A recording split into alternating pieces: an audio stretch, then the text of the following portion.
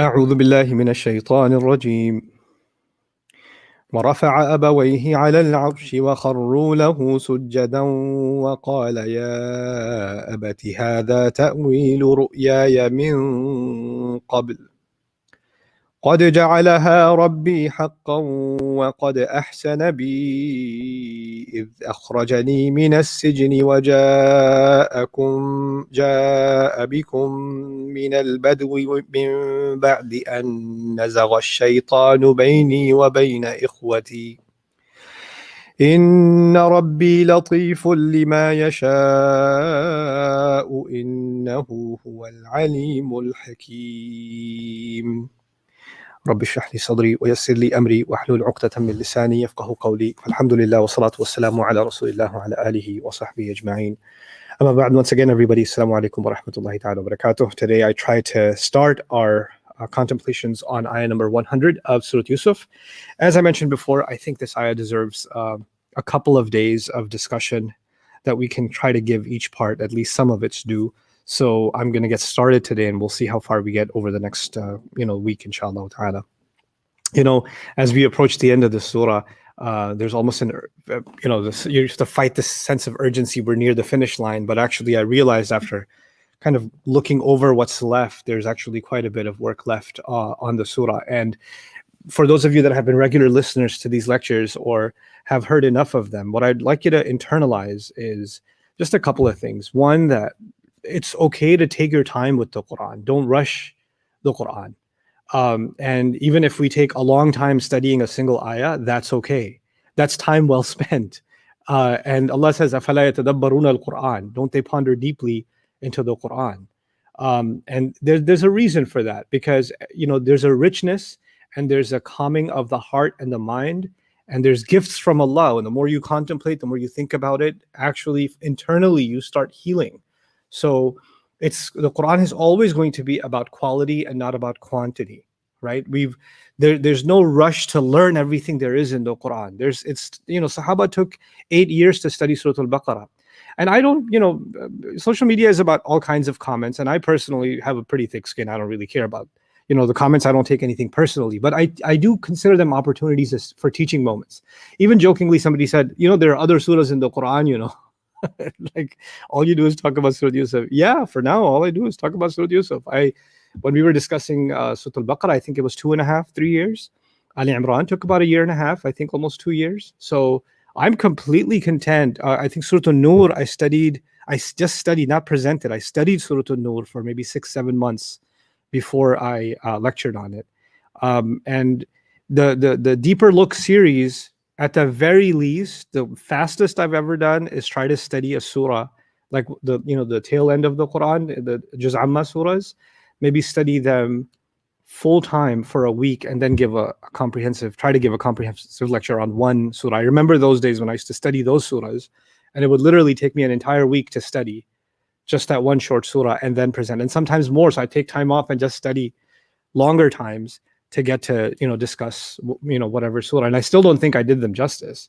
So the heart has to be content that we have taken a dive into an endless ocean, and we should enjoy the fact that we are getting these drops, because at the end of the day, even after a lifetime of spending time contemplating the Quran, our entire lifetime we're going to walk out of the Quran and we're only going to have drops on us. We're not going to have the entire ocean ever. Right. And the other, almost impatience that, I can have or you can have is, man, there's so many other things to talk about. Why are you talking about this? Right. And yes, there are, but why not talk about this? Is this not one of the things we should be talking about or spending time with? So, which is why I actually constantly retell myself, take your time, take your time, take your time. Because this is literally, it's a journey and it's a labor of love. And it should be one for all of you also. There should be, even if those of you that missed a bunch of lectures, or you didn't hear about this series until very recently, and you're feeling intimidated, man, I'm so far behind. There's no race. You don't have to compete with somebody and say, hey, by the way, I finished the whole thing, or you don't. You could take your time with it. But خَيْرُ الْأُمُورِ أَدْوَمُهَا وَإِنْ قَلَّ. The best deeds are the ones that are consistent, even if they are little. So take your time with this stuff. And really what I'm trying to leave behind Allah decides how long life is, but what I think I can leave behind, if Allah wills, as a contribution, is something that a Muslim can at least use as a stepping stone to spend time contemplating the Quran.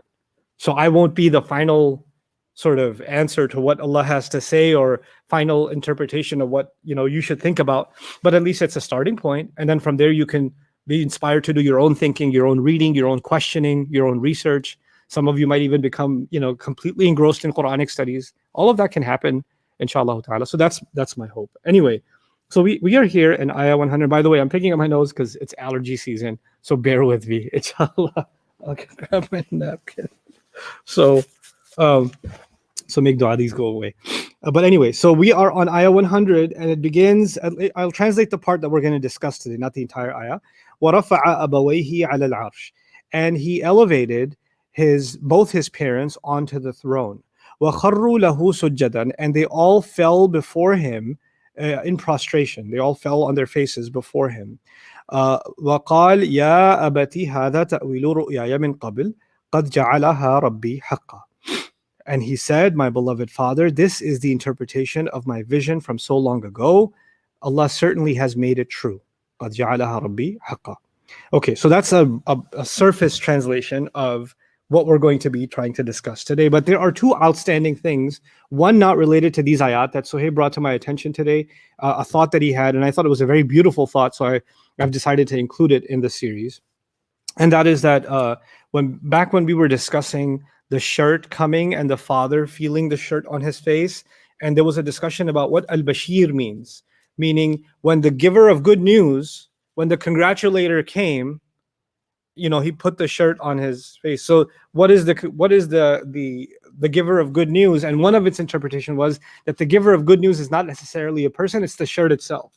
And one of the ways you can think about that is the shirt has actually already been giving good news for a while, because as the shirt gets closer, he's been getting the good news by the scent of it, right? So it's actually already been serving the role of a congratulator before it even gets there. And so it's been a Bashir for him before it even got to be the final Bashir on his face. Bashir meaning the giver of good news or the congratulator. The other interesting thing is Bashir is an ism sifa. It's an adjective, and an adjective is used for something that continues to play a certain role. So a mubashir is someone who gives good news at a particular occasion, but a bashir is someone who continuously gives good news. And because the good vibes have been coming from the shirt for so long, it can be looked at as, because it was playing that role continuously, the word bashir is even more fitting. So it's at least one very plausible interpretation for bashir. Anyhow, coming to this ayah, there is one outstanding, or actually a connecting matter from the previous ayah. And here's the in a nutshell. When they came in, Yusuf alayhi salam pulled both of his parents into his protection. Awa ilayhi abawayhi. He pulled them both into his protection, and he made them feel secure. And then he told the rest of them, you are inshallah safe. Yeah, enter Egypt safely. Udkhulu inshallah, udkhulu Misra inshallah aminin. Okay. The thing that I didn't mention last time is that it's interesting that both of those actions have to do with safety. Pulling someone into your refuge is an act of safety, and telling someone you're safe, enter Egypt safely, safety is also an act of safety. But one is actually a physical gesture, is pulling them in and giving them refuge without saying a word. And the other is the words of offering safety. And so what that illustrates is he went out of his way to give safety, not just by word, but by action, by a hug, by pulling them in closer, by giving them that special treatment. That was for parents, and then the rest. So it's like this takhsis. They were given this special prominence before the rest, even though the act practically, the body language of awa ilayhi abawayhi and the verbal language of udkhulu Misra insha'Allahu aminin is virtually the same, but one deserved more. It was more than that. So, like saying to a child, for example, or saying to your parents, I love you, is one thing, but giving them a hug and saying I love you is something else, right? And there's the more special, engagement with both parents. And even though we said that it's not the biological mother, and we talked about all of that, background before, but he's done that, and he's gone out of his way to address both of them in this way. But now let's tie it to this ayah. What he's done is made his parents feel loved and safe. Pulling someone in is an act of you care for them, you love them, and you want them to be safe. Awa ilayhi abawayhi. So there's a love and safety that's kind of been highlighted as a sentiment that he wants them to feel and that he's expressing. But now in this ayah, we go back to the parents again. وَرَفَعَ أَبَوَيْهِ عَلَى الْعَرْشِ. He elevated his parents to the throne. Obviously, to pull them towards himself literally doesn't mean he went to him, he pulled them towards himself, which means they got up, on stage. If this is like a throne, so they're up higher than everybody else now, right? And now Allah repeats what he does for the parents and says he raised them to the throne. So it's as if there's an interesting redundancy, an interesting repetition. Because the fact that he pulled them in and he brought them up expresses that. Or if Allah just said he raised them to the throne, obviously that's also a place of safety and honoring and love and all of that also. So either one of them could have sufficed, but Allah mentioned both.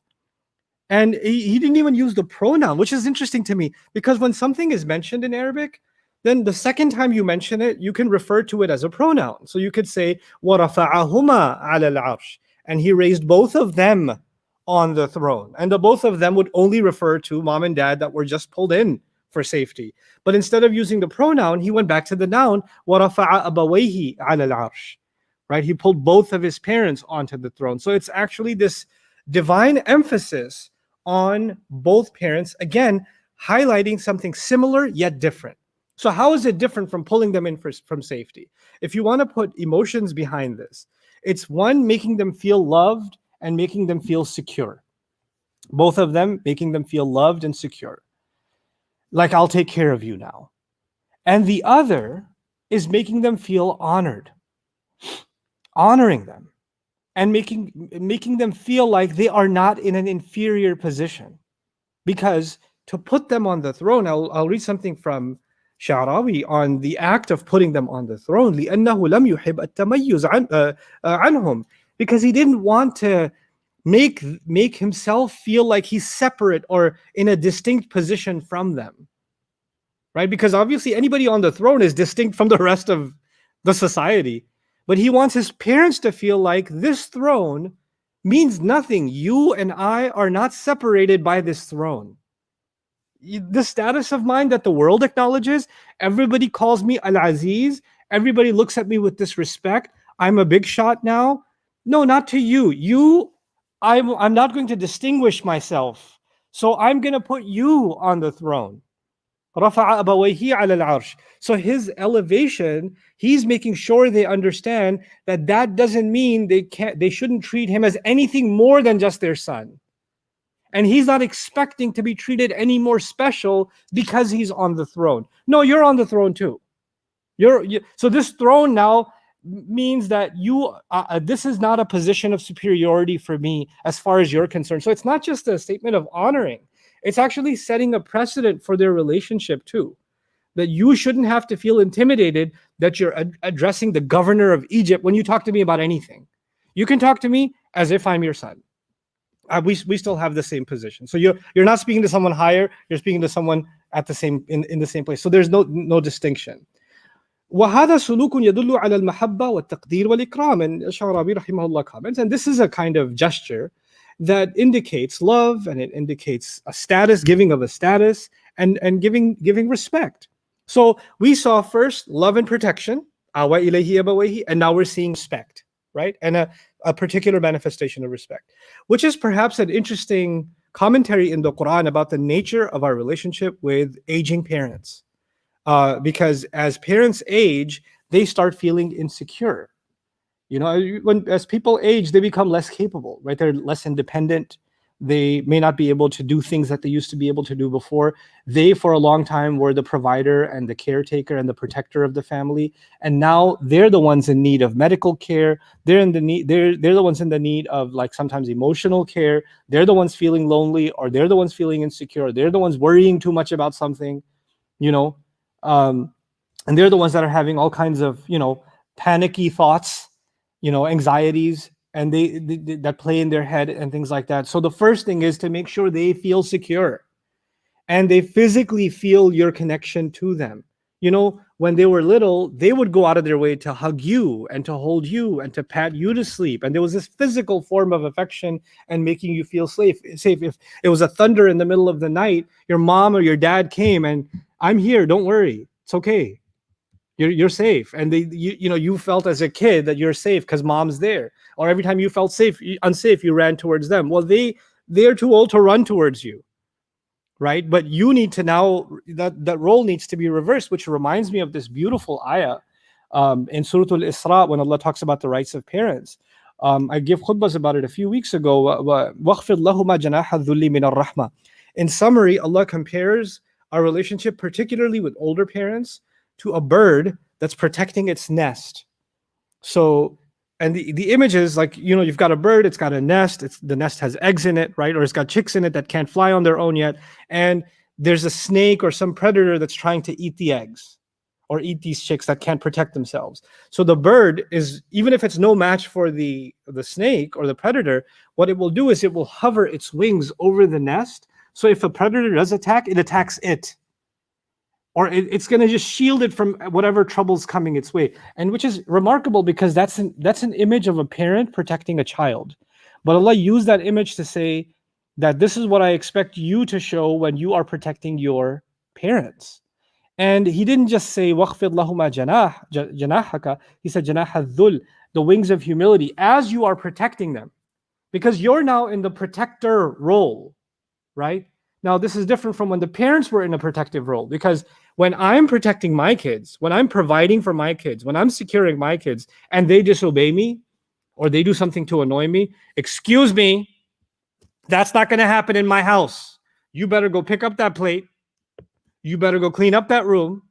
You better finish your homework. Excuse me, who's the parent again? You can do that because you are the parent, right? You're the one protecting, and it's your house. But when the equation is flipped and they're old and now it's your house and they're the dependents, you're paying the bills and they are the beneficiaries. You're taking care of the medical expenses, they're the beneficiaries. You're the one driving them around. You're the one making sure they're okay. You're doing all that, and then they do something to annoy you. You don't get to do what they did when you were a kid. You don't get to say, excuse me, this is my house. Janah al-dhul, wings of humility. Wings of humility. That's the imagery in Surah Al-Isra. And here you find, Yusuf alayhi salam expressing this humility to his parents in that he's elevating them to the throne. Even though he has the power to demonstrate the position he's in, he's actually not only hovering them with his wings, those wings have humility in them. So there was the hovering of the wings in awa ilayhi. And then there's the dhul, there's the janah al-dhul, the humility in rafa'a abawayhi ala al-arsh. So there's this beautiful tie-in to what's mentioned in Surah Al-Isra. It's also really interesting in a literary kind of subtlety that Surah Al-Isra, Surah number 17, is actually, the first part of it is about the Israelites. It's also called Surah Bani Israel, the Surah of the children of Israel. Right? And this passage where the parents and humility to parents is mentioned, وَقَضَى رَبُّكَ أَلَّا تَعْبُدُوا إِلَّا إِيَّهُ, I believe it was Ibn Abbas radiallahu anhuma who had the opinion that this is the equivalent of the commandments given to Moses, meaning the Israelites and the commandments they were to cherish from God, famously known as the 10 Commandments. The Quran's version of that is actually 23 to 40 in Surah number 17, from which this is a part. And why is that interesting? Because here we are talking about the original child of Israel being Yaqub. And he's his son. And he's actually literally demonstrating this. So the children of Israel know of this humility to parents by the example of their father, Israel, who was shown this kind of humility by his son, Yusuf alayhi salam, Joseph. Right? So there's this really beautiful tie-in to that injunction in Surah Al-Isra. Anyhow, the other thing about the, elevating them on the throne, that's very subtle, is that, and I didn't finish that point about, when parents feel like they are no longer in charge and they're no longer relevant, it is the job of the son or daughter to go out of their way to say that you still deserve the same respect and the same status as far as I'm concerned. You're on my throne. You're on my throne still. You were on my throne when I was in school. You were on my throne when you were driving. You were the king of the household. You were running things. Now you're old. Now you're not even able to take care of yourself entirely. You've lost your independence. But as far as I'm concerned, you still deserve the throne. You're still up there. And this is important because as we get older in our times in contemporary society, actually in many societies around the world, older parents are considered a burden, right? And they can become very difficult to deal with. And it's just a reality. Sometimes our parents are difficult to deal with. We have differences with them that are irreconcilable. And it's understandable for lots of reasons. The world they grew up in is very different from the world that we grew up in. And our children are growing up in an entirely different planet. The world is changing culturally, economically, socially, psychologically so fast that it's actually literally a different universe every 20 years, every 10 to 20 years. So, hard enough to relate to other human beings that are from the same time as you. It's much harder to relate to people from a previous generation, or for them to relate to what's normal to you, for what makes sense to you, because their world has completely just transformed. Allah created you for a different time. Allah created them for a different time. If you put somebody in a time back in the day, like if you think of the story of the people of the cave, like the young people in the cave were in the cave for generations, right? So when they came out, their clothing looked ancient, right? Their currency was different. Like people could tell they don't belong in this time, right? And that could be a few hundred years before society completely transformed. But now, if you take somebody and put them in a time capsule, not for centuries, if you bring somebody out of the 90s from a time and bring them in our time now, they would lose their mind, like they don't belong. Like the world is completely transformed. If you took somebody, not even from a different society, if you took somebody from New York City from 1994 and then plucked them into 2020 and dropped them there, they're like, what's going on here? People have changed. Language has changed. Technology has changed. The way people communicate with each other has changed. Family has changed. Social issues have changed. What the world is talking about has changed. Donald Trump is president? They'd have a heart attack just off of that. So the point being that, if the world changed so much that someone who still may relatively be in their youth, they're not an old man at that point, is seeing a completely different world. Can you imagine how far apart you are from your parents' generation as you're becoming an adult and they are of the age that, the generation that they are? So relating to parents can become very difficult. What they saw as normal around them is completely out the window now. So everything is weird to them. Everything is agitating to them. Right? So there are cultural reasons, social reasons, sociological reasons, psychological reasons why there can be a lot of conflict between us and parents. But what is the ayah saying? The ayah is saying you can have those differences. But what we can draw from this is my responsibility to my parents is to still give them love and protection. And my responsibility to my parents is try to honor them so they don't feel like they're irrelevant. Like sitting on the throne, let's talk about Yusuf alayhi salam. They're sitting on the throne, right? And let me tell you something about the throne. Al-Arsh huwa sarirul malik alladhi yuridu minhu al-hakim umur al-hukm. It is the long couch, elongated couch of the king, the comforted cushion of the king, which is meant for him to sit and deliberate his judgments on governance every day. It's basically the Oval Office, right? It's the desk from which real issues are dealt with. Or if you think of it like a closer contemporary example would be, it's the Supreme Court judge's bench. Only the judge is supposed to sit there because that's his job. He's supposed to execute judgments from here. That's his job. That's his qualification. He was given this role to fulfill his responsibility. And by the way, the judge, doesn't matter how much he loves his or her parents, can't put his parents up there and say, no, you run the Supreme Court today. Their parents may not be qualified. Right? So the throne, the arsh, is actually a position of great responsibility, and it's a job. It's a high job. It's the highest job. It's an honorable job. It's your honor, but it's not just a place. It's not just a casual place. It's not like you invited your parents home or they came home for the first time and the special sofa goes to them. It's not just a special sofa. It's the seat of power. It's the seat of where my job is. And why is that important? Because nowadays we say to our parents, Dad, that's my job. Just kind of stay out of that, please. That's my role, right?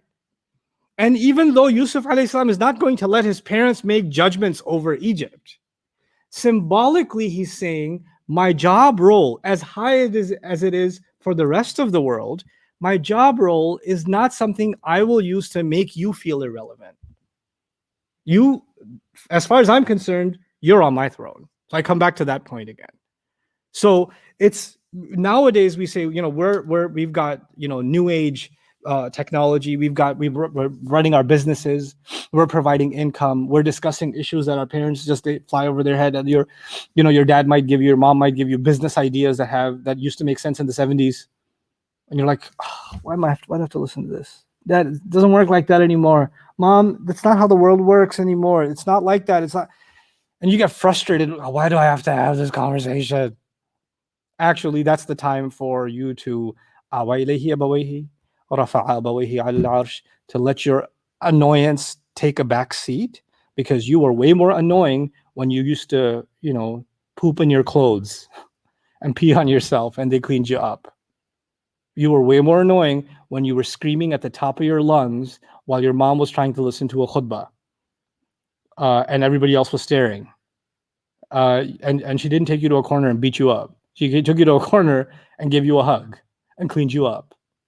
So let's just take a humble pill and understand, they can be difficult. Allah says, وَمَن نُعَمِّرْهُ نُنَكِّسُ فِي الْخَلْقِ. Surah Yasin, whoever we give old age, we start reversing them in creation, which can also mean not only do we start deteriorating and weakening their body, and they become less and less capable like a child would be, like a baby would be, but also senility, like they can reason less, they can get agitated more easily, they become emotionally less capable of controlling their temper.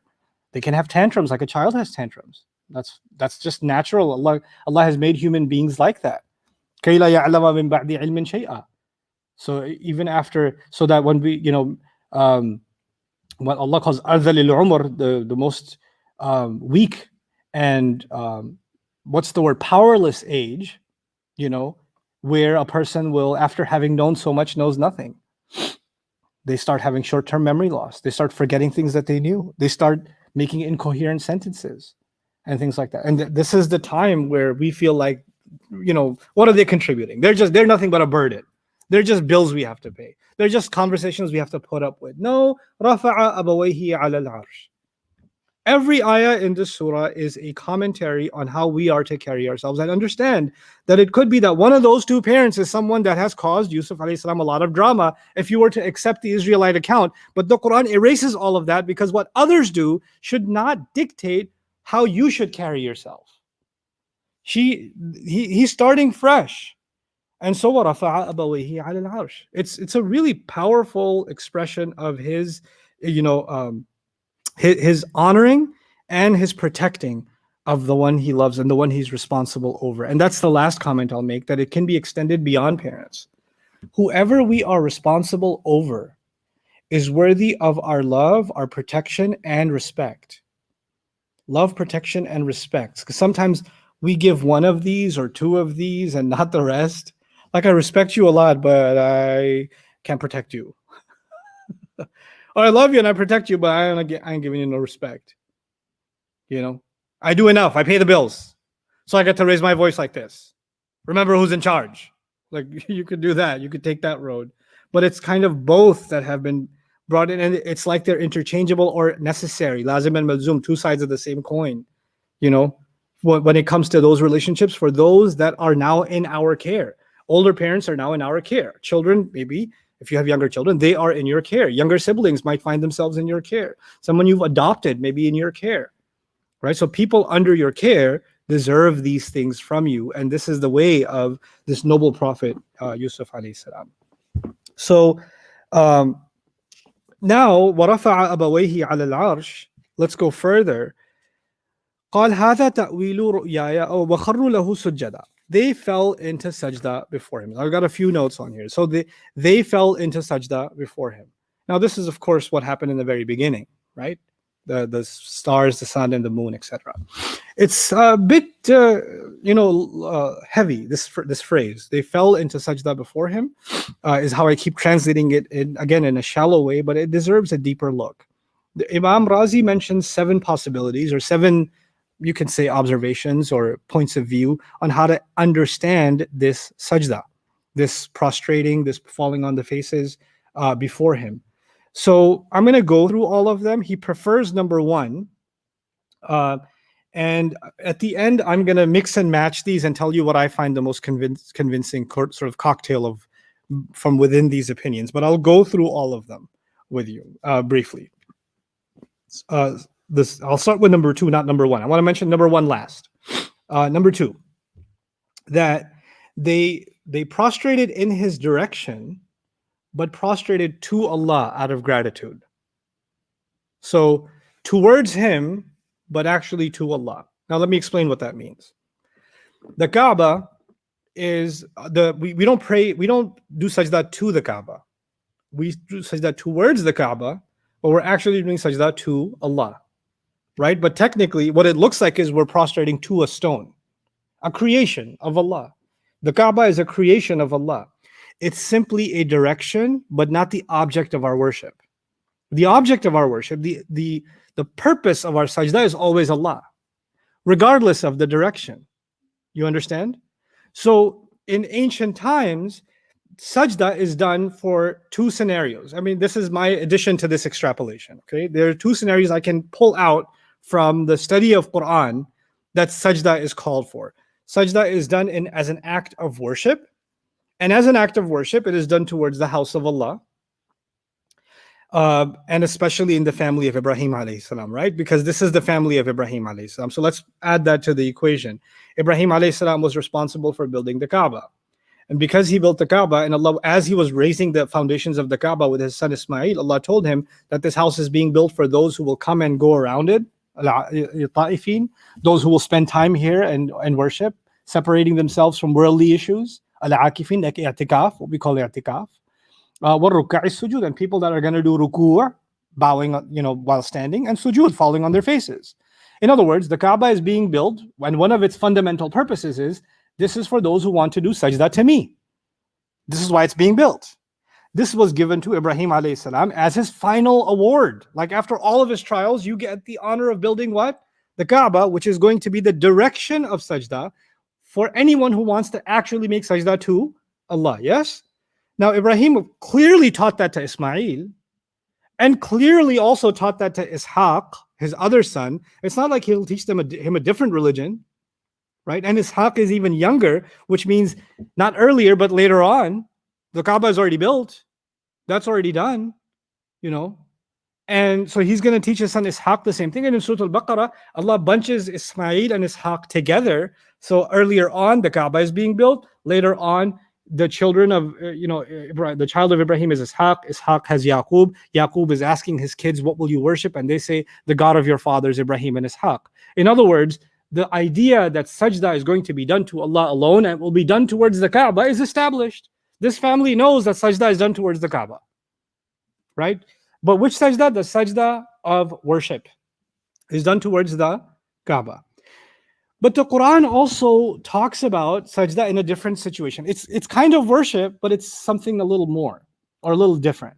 And that is when something overwhelming or miraculous happens in somebody's life, where Allah has intervened and has brought them in awe of what He's done.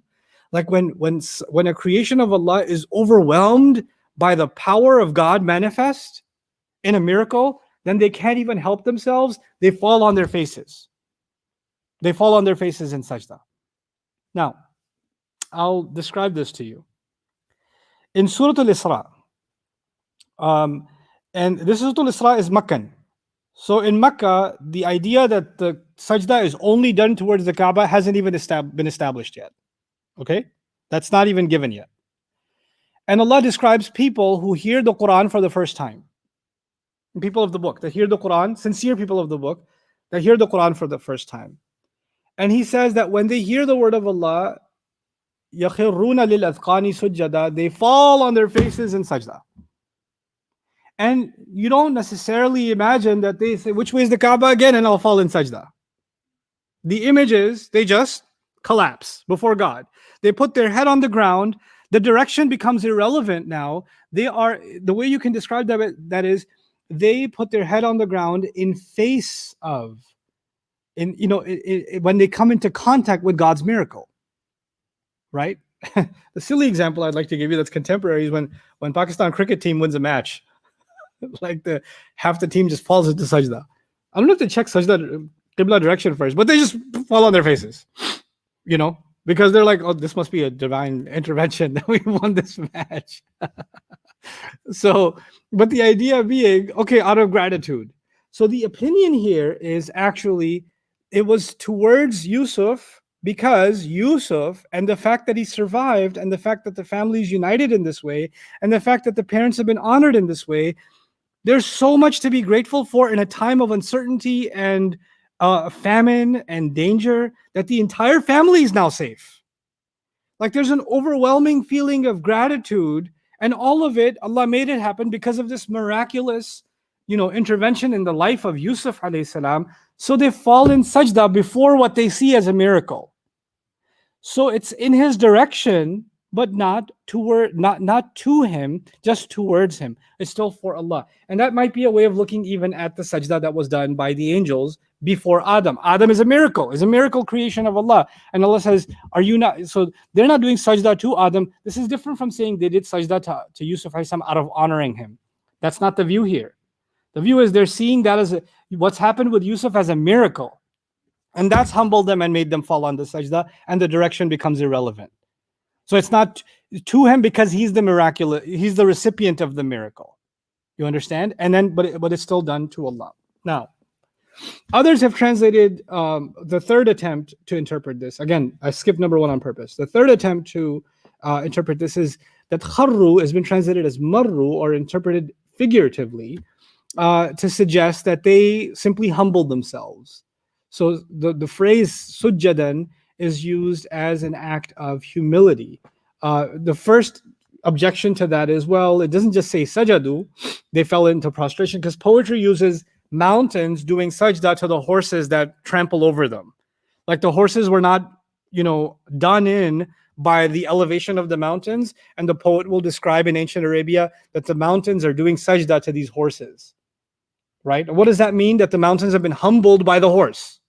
Right? So they say, well, as a figurative poetic expression, it might mean that the family was humbled before Yusuf, right? The problem with that is the verbiage in the Quran is not they did sajda, it says they fell in sajda. Kharru lahu sujjatan.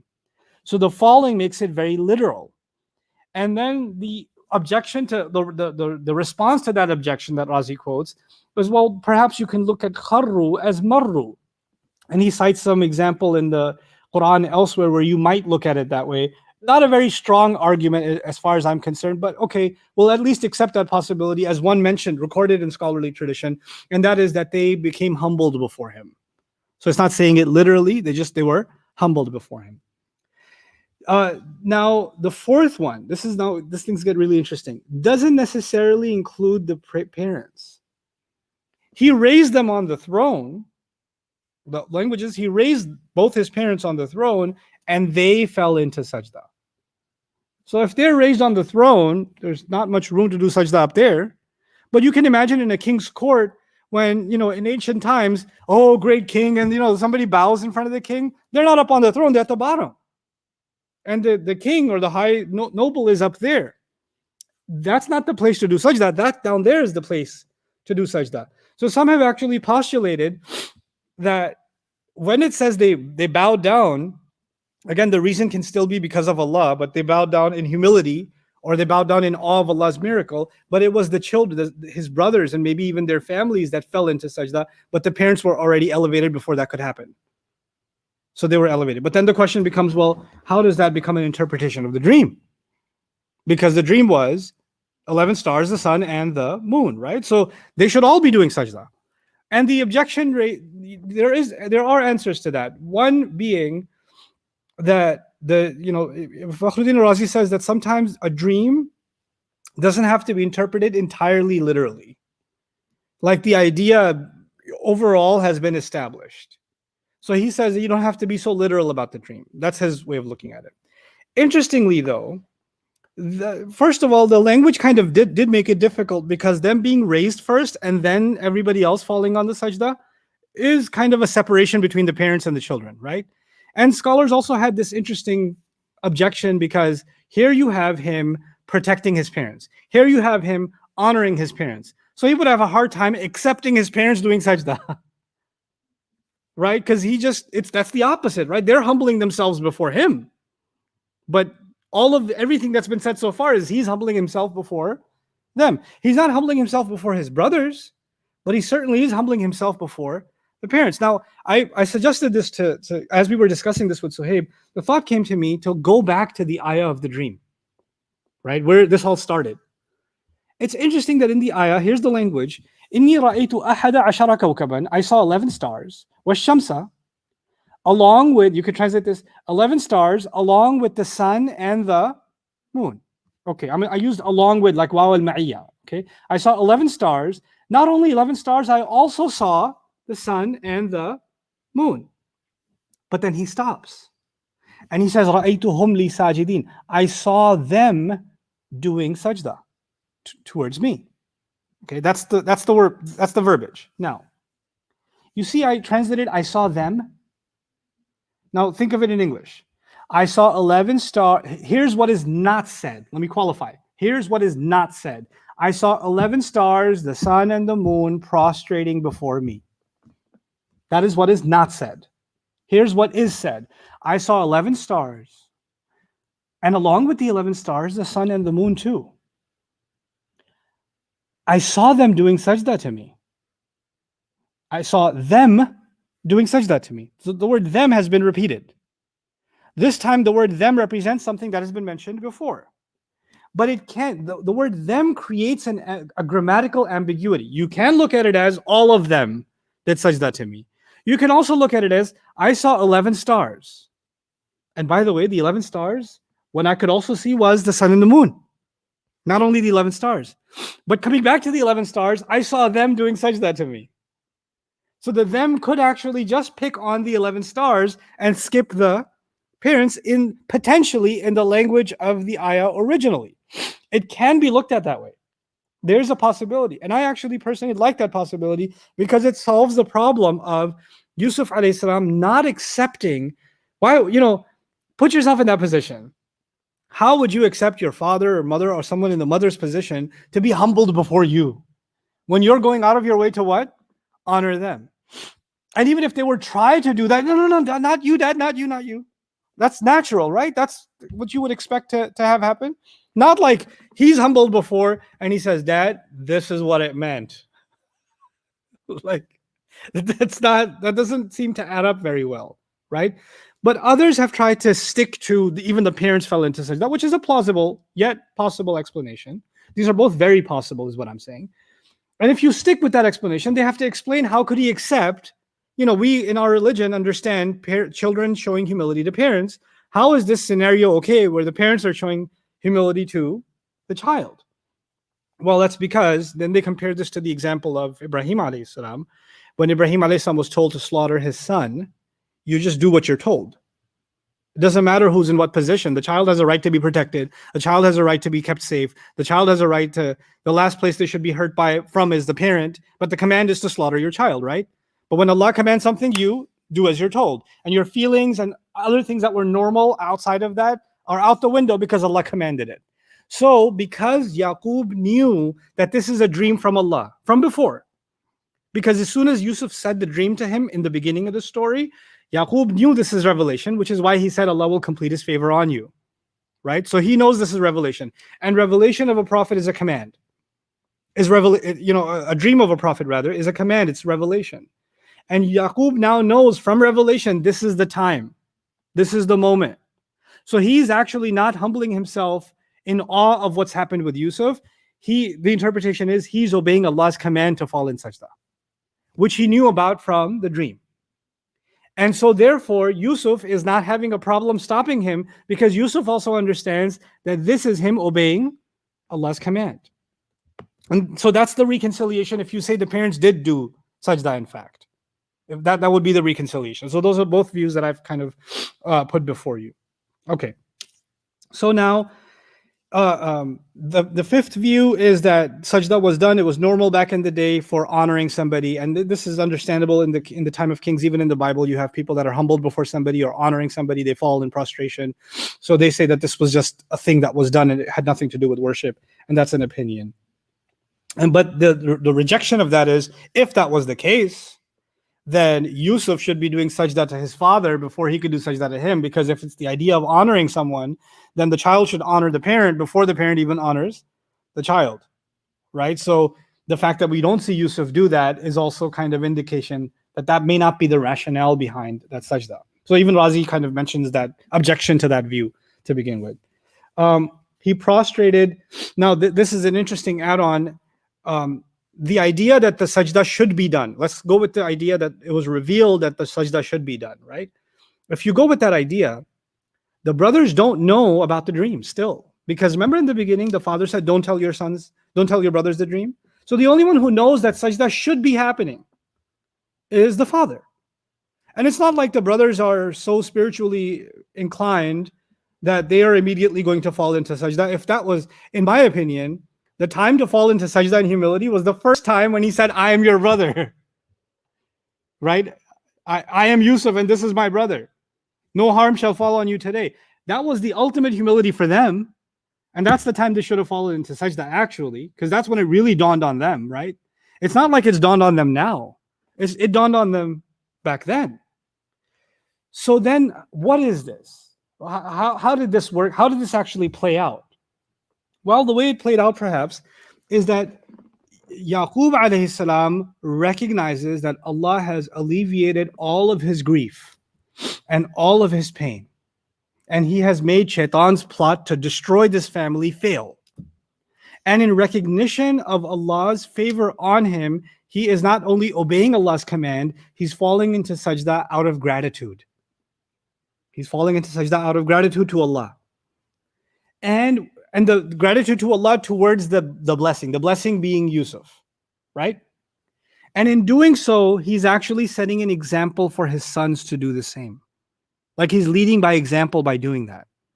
So he falls into sajda, and the sons realize that they should fall into sajda also. But the rationale in number 6, Razi mentions an interesting thing. He says that the father may have recognized that even though socially, in the worldly sense, the brothers have been humbled, they may still have agitation and pride within them that, man, we have to humble ourselves before him. And he wants to kill any element of pride or agony inside of them that they are now subdued by the brother that they tried to get rid of, by first humbling himself and in gratitude to Allah, and letting that pride be killed and let them fall in line, like leading them by example. So that's the kind of the scenario being he went first, also because he was the only one who knew that sajda should be done, and then the rest of them followed into sajda. Okay, so 7 was actually something I already illustrated, that Allah instructed him when Yaqub alayhi salam went along. Now I'm going to read the one that I like the most, and I'll combine from everything I told you guys, okay? Al-wajh al-awwal, the first interpretation, the first possibility. وَهُوَ قَوْلُ ابْنِ عَبَّاسٍ, and it's the statement of Ibn Abbas, فِي رِوَايَةِ عَطَى, in the narration transmitted by Ata. أن المراد بهذه الآية أنهم خروا له أي لأجل وجدانه سجد لله تعالى.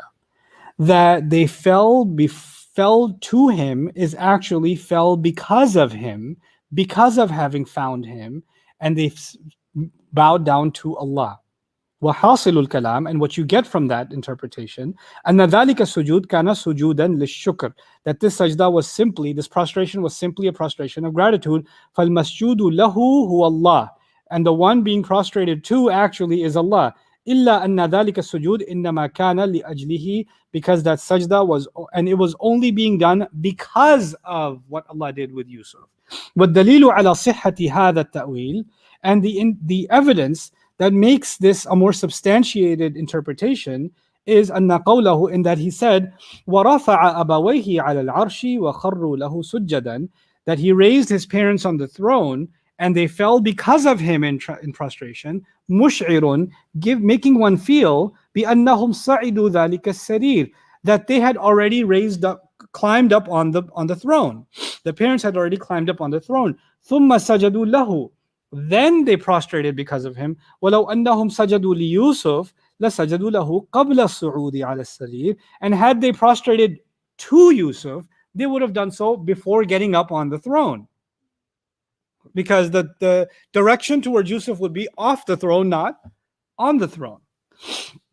لأن ذلك أدخل في التواضع, because that would be more appropriate in demonstrating humility. فإن قالوا فهذا التأويل لا يطابق قوله وقال يا أبتي هذا تأويل رؤياي من قبل. And if people contend with this interpretation, saying this doesn't go along with what was said after that, my father, this is the interpretation of my vision from so long ago, والمراد منه إني رأيت أحد عشر كوكبا والشمس والقمر رأيتهم لي ساجدين. And the meaning of that being that I saw 11 stars, the sun and the moon prostrating. قلنا بل هذا مطابق. No, it does go along with that original dream. ويكون المراد منه, and the interpretation of, or the meaning of that dream would be من قوله والشمس والقمر رأيتهم لي ساجدين, that the sun and the moon, I saw all of them doing sajda because of me, not to me. So the original meaning would have been because of me to begin with, which means this interpretation would go along with it. سجدت لله لطلب مصلحتي والسعي في إعلاء منصبي.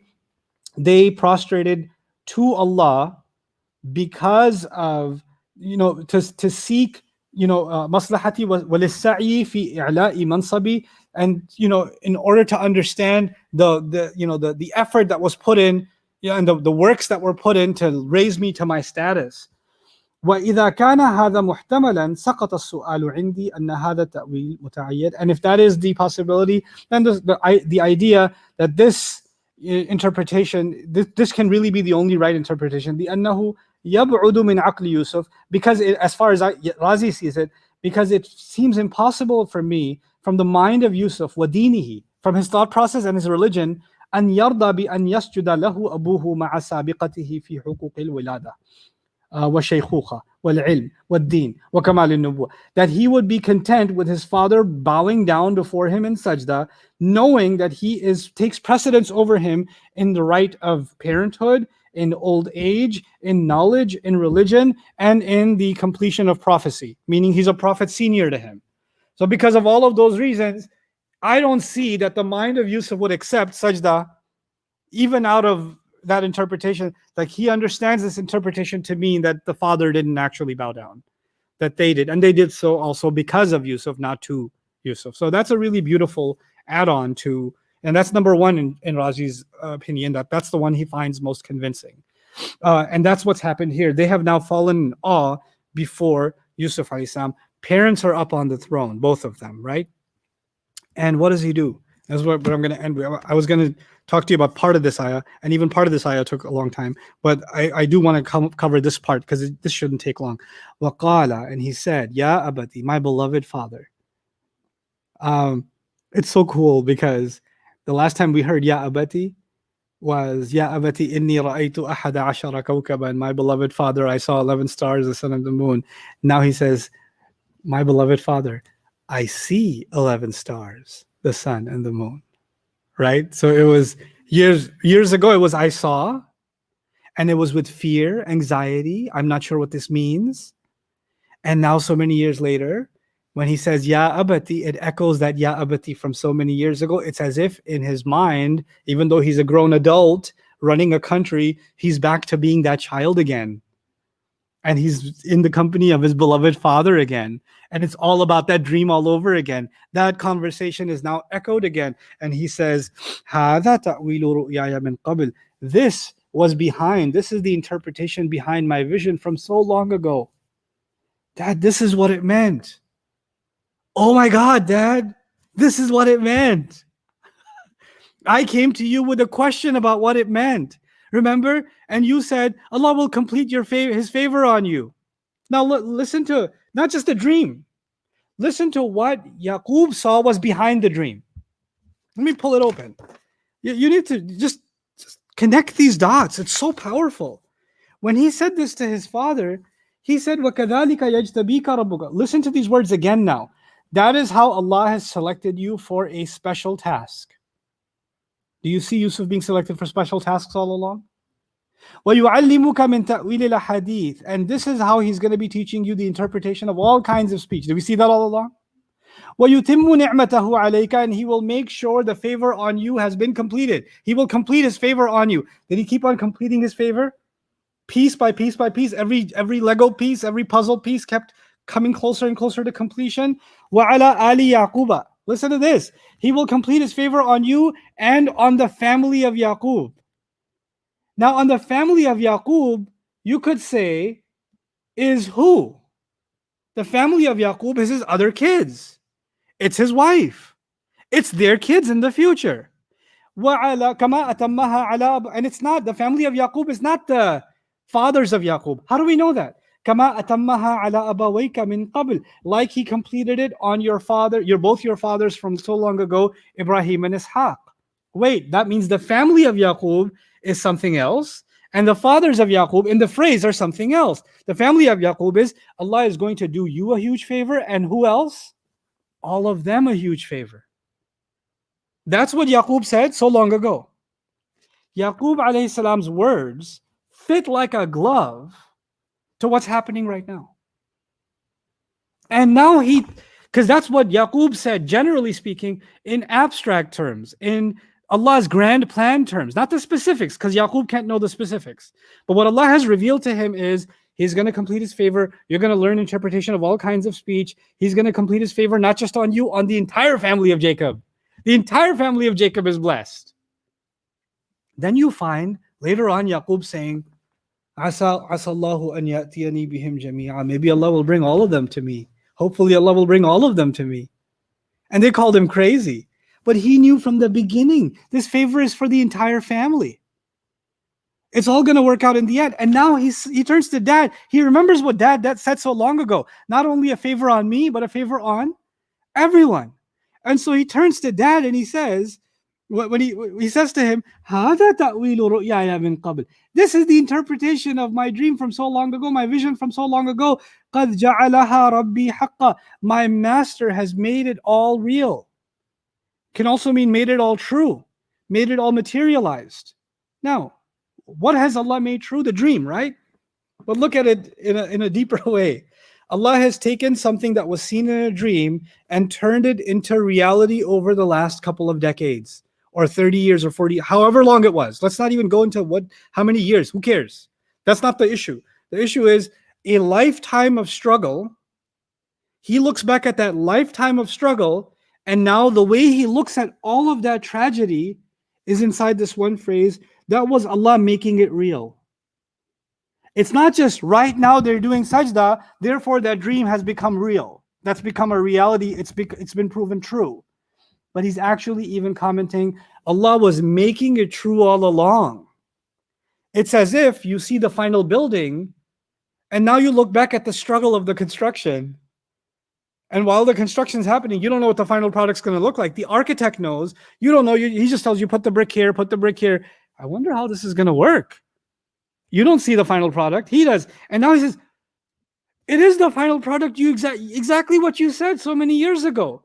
Not only what I saw, what you thought it meant has been made real, has been brought into reality. قَدْ جَعَلَهَا رَبِّي حَقًّا. And haqq also actually means purpose in Arabic. So cool. Oh, he could have said, وَجَعَلَ رَبِّي صِدْقًا. وَجَعَلَهَا رَبِّي صِدْقًا. Truth. Allah made it true. My dream came true. And this is the word that's used for Rasulullah sallallahu alaihi wasallam when he saw the dream. لَقَدْ صَدَقَ اللَّهُ رَسُولَهُ الرُّؤْيَا. Right? Allah was made the dream of the Prophet sallallahu alaihi wasallam true. But here, instead of sidq, which is the word for truth, haqq is used, which is the word for truth. And haqq is a little bit different from sidq for a few reasons, but one of them that I want to highlight to you right now is that it actually means purpose. Allah made this dream come true. He made it into something purposeful. Every event happened for a purpose, and the final purpose actually was that good would come to this entire family. And they would be humbled before Allah. They would recognize Allah. They would remove shaitan from their hearts. And so Allah made that a purpose for all of them too. It wasn't just purposeful for me. It wasn't just purposeful for you. It was purposeful for the entire family. And along with that, there was a massive purpose served for the people of Egypt. There was a massive purpose served for future generations to come. You know, and it's interesting that this is the dream, and this is the reason for which the entire legacy of the Israelites and of prophecy continues. Because their entire saga happens because these brothers were united. That's why they became the 12 tribes of Israel, right? And from now on, despite the infighting that will happen later on, the 12 tribes remain 12 tribes. 12 brothers remain 12 brothers, 12 families that stick together. And throughout all of their tribes, the trials, they remain 12 tribes. And the prophets that come speak to all 12 tribes, regardless of which tribe they come from, which one of the 12 tribes they come from. So Ali Yaqub, the future lineages of Yaqub, all of that favor started with this dream. The legacy of the Israelites has been initiated, of Allah continuing the chain of prophecy from within their generations. قَدْ جَعَلَهَا رَبِّي حَقًّا. Allah has made it come true. And this is actually, the most natural reading of it is the excitement of someone who's reminiscing the moment of their childhood. And yeah, it's not a statement of fact. It's not kalam khabari, like, by the way, Dad, this is what it meant. You see, now Allah made it true. No. This, Dad, this is what it meant. Allah made it all real. Look at how Allah made it all real. It's a statement of excitement, of love. When something like that happens, it could be as if it's a statement of fact. Yes, I know, son, obviously. He's not informing his dad. He's expressing his excitement, his humility, his awe of Allah putting everything, all the pieces together in this remarkable way. And so he has this moment with his father. So it's remarkable as things are tying together. You've got the story started with a moment with the father, and it's culminating with a moment with the father. And it opened up with Ya Abati, my beloved father, and it's about to close with Ya Abati. And it's also interesting that the reverse has happened. There he saw 11 stars, then the sun, then the moon. Here he takes the sun and the moon and addresses them first, and then the 11 stars. So it's like the mirror image of what started in the beginning. And I haven't even talked to you about the structure and the coherence of the surah. That's a later project, inshallah. We'll do that as part of this series. But some things just stick out so glaringly, you just have to mention them. So قَدْ جَعَلَهَا رَبِّي حَقًّا. And from here we get some just incredible speech from Yusuf alayhi salam, and he's going to be talking to his father, which is even more incredible. He's not talking to everybody. He's talking to his dad in what he's about to say. So this is a personal conversation between two victims. Look at it that way. Two victims are going to talk to each other. And that's what we're going to talk about, inshallah ta'ala, in our next session.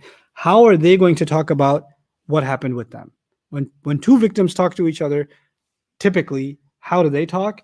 And then we look at these two victims and see how they spoke. We're going to compare and contrast what typically happens and what happens with these two. Barakallahu li wa lakum fil Qur'an al-Hakim wa nafa'ani wa iyyakum bil ayati wa dhikr al-Hakim. Okay, hold on. This will be vertical. Let's see how far I can go vertically. Is that good? Okay. Okay. No, it's done. Ended already. Oh my God.